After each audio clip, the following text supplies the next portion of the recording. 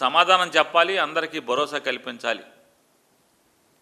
విజయవాడలో ఈ కమిషనర్ గారి నాయకత్వంలో ఇంకా ఆత్మహత్యలు, చావులు, ఇక ముందు ప్రజలకు వేధింపులు ఉండవు అని చెప్పని విజయవాడ ప్రజలకి భరోసా కల్పించాల్సినటువంటి బాధ్యత చంద్రబాబు నాయుడు గారు మీకుంది. నమ్మకం కలిగించాలి. ఆల్రెడీ ఇప్పటికే చనిపోయినటువంటి ఆ దళిత యువకుడి కుటుంబానికి మీరు న్యాయం చేయాలి, పిలిపించుకోవాలి. పిలిపించుకోరా? వాళ్ళని పిలిపించుకోరా అంటున్నా. అంటే మీ పీకల మీదకి వచ్చింది కాబట్టి గాదే విజయలక్ష్మి గారిని పిలిపించుకుంటారు. పీకల మీదకి రానంత వరకు ఆ కుర్రవాడు దుర్మార్గుడు, దుష్టుడు, కిరాతకుడు, ఒక నరకాసురుడు, ఒక కంసుడు, ఇలాంటి రాక్షస జాతి అని చెప్పని అన్నట్టుగా మీరు సోషల్ మీడియాలో టీడీపీలో చిత్రీకరించారు. మీ పార్టీ చేత, మీ నాయకత్వంలో, మీ దిశానిర్దేశం మేరకు, మీ అబ్బాయి దిశానిర్దేశం మేరకు. మరి వారందరూ మరి అటువంటి చరిత్ర ఉన్నటువంటి వాళ్ళని మీరు ఎలా హక్కును చేర్చుకున్నారు? మరి అంటే రాజకీయం, ప్రజలు మీ రాజకీయాన్ని తగ్గోసే పరిస్థితికి, మీరు మునిగిపోయే పరిస్థితికి, మీ పుట్టి మునిగే పరిస్థితికి వచ్చేప్పటికి మాత్రం మీ చాప కింద నీళ్ళు వస్తే వెంటనే ఆవిడని పిలుచుకుంటారు. నమ్మకాన్ని, భరోసాని, న్యాయం చేస్తాననేటువంటి సంతృప్తిని కలిగిస్తారు. మరి మాదిక కులస్తుడైనటువంటి మే మాసంలో చనిపోయిన ఆయనకి, ఆ కుటుంబానికి, ఆ తండ్రికి, ఆ తల్లికి, ఆ కుటుంబానికి భరోసా కల్పించరా? నమ్మకం కల్పించరా? దాని మీద ఎఫ్ఐఆర్ని మళ్ళీ రీఇన్వెస్టిగేషన్ చేయించరా? వీడియో బయటకు వచ్చింది కదా, అన్నీ దొంగ ఇన్వెస్టిగేషను, తప్పుడు ఇన్వెస్టిగేషన్ నడిచింది కదా మీ సిపి గారి నాయకత్వంలో. మరి దాన్ని రీఎంక్వైరీ చేయాలి కదా.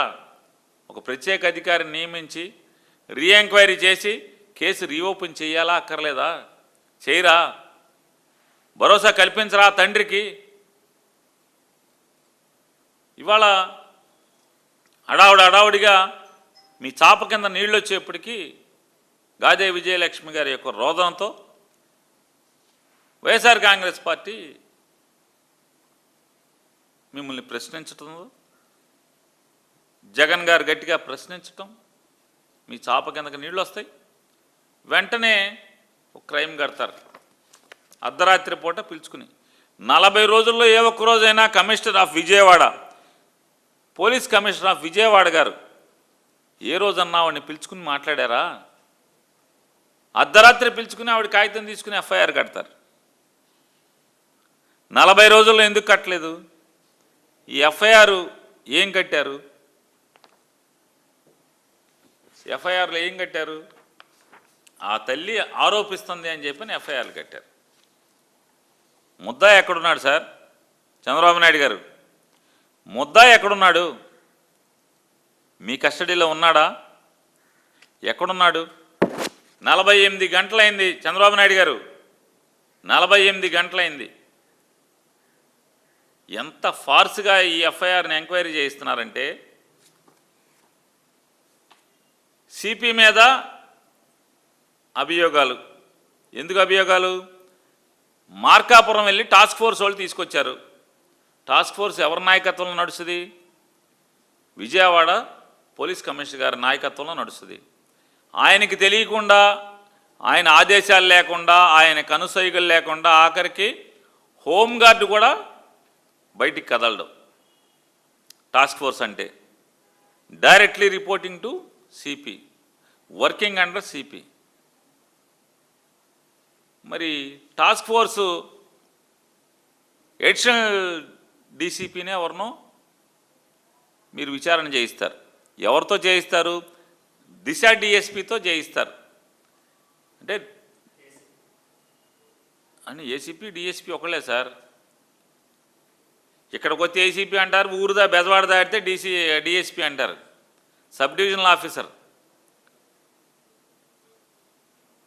ఏముంటుంది? ఎవరిని పిలుస్తాడు అతను? సిపిని పిలవగలడా?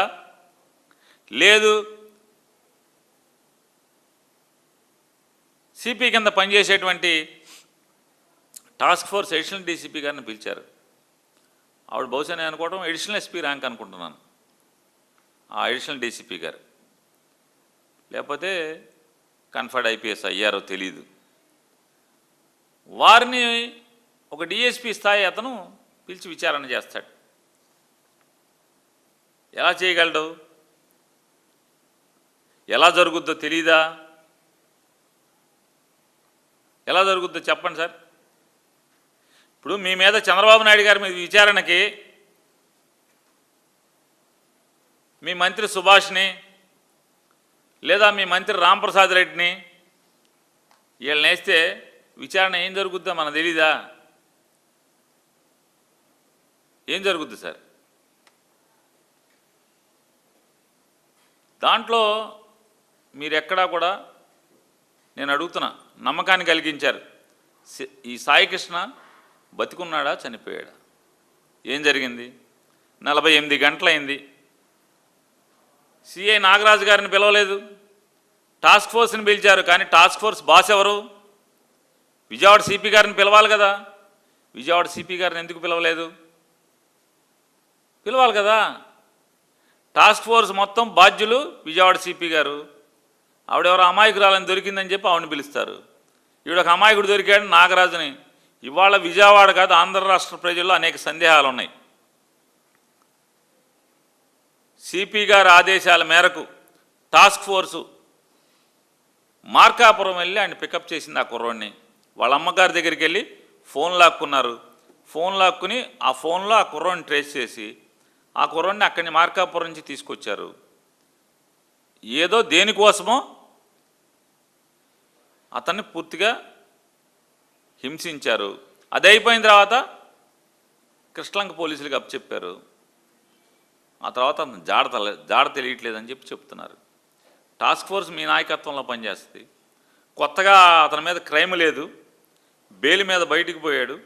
నాన్ బెయిలబుల్ వారెంట్ ఉంటే తీసుకొచ్చి కోర్టుకు కదా పెట్టాలి. మే 9వ తారీఖు అతను పికప్ చేస్తే మే 9వ తారీఖు నుంచి